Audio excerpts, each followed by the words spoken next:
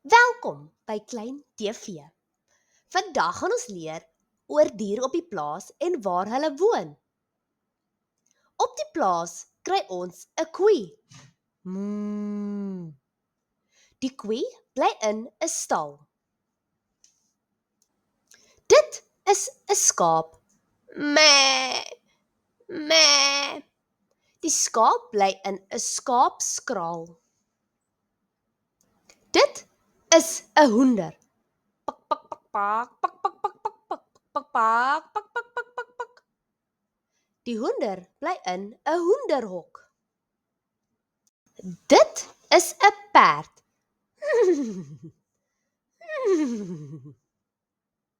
Die perd bly in 'n perdestal. Dit is 'n vark. Die vark bly in 'n varkhok. Varke hou van modder. Dit is 'n hond. Woef, woef. Woef, woef.